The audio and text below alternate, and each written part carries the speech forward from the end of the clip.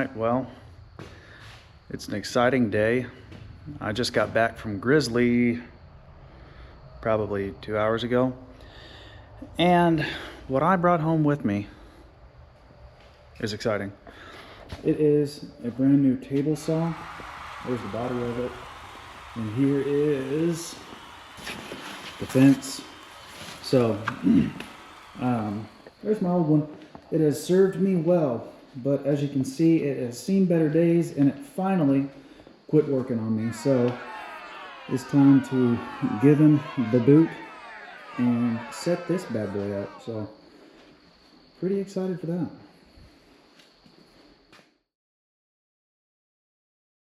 Probably gonna save the old T-square from it because I like using it with my router table.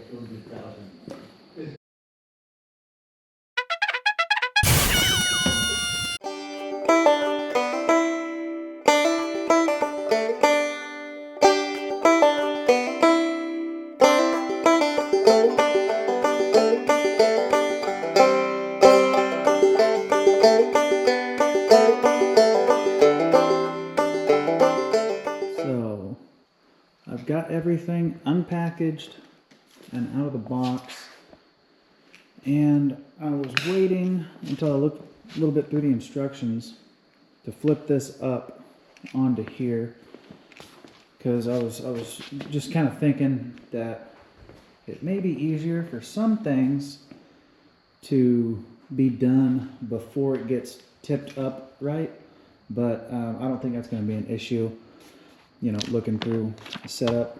So I'm going to go ahead and roll it on that, and I think I'll be able to just kind of tip it onto there and then spin it around if I need to. But so far, my favorite part is in the description. Things needed for setup.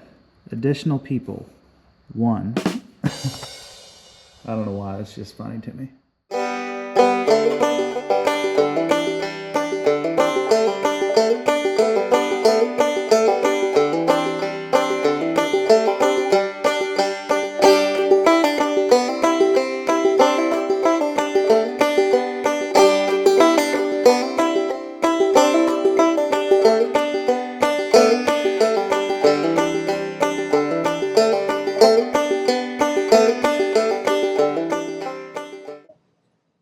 So a couple things to note here. I wanted to explain that WD-40. It is recommended to remove packing grease with it, so I sprayed it on all the surfaces with packing grease, let it soak in, and then I wiped it all out. And then you'll see me here tightening down those Allen head bolts, and I put them snug.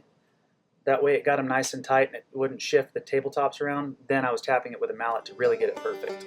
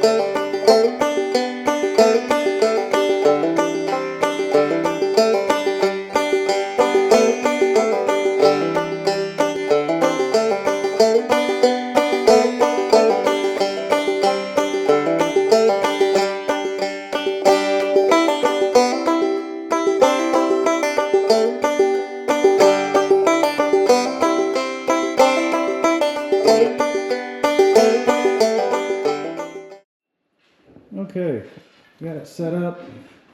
My table's a little too tall, so I think what I'm going to have to do is trim off just, maybe 3/4 of an inch off the table and off the legs. Then I'll go back through and re-level it. That shouldn't be too bad. I'll just trim those off with an oscillator, and then I can get these shims out from underneath. I just did this temporarily to do a test cut and make sure it was cutting good, and it is.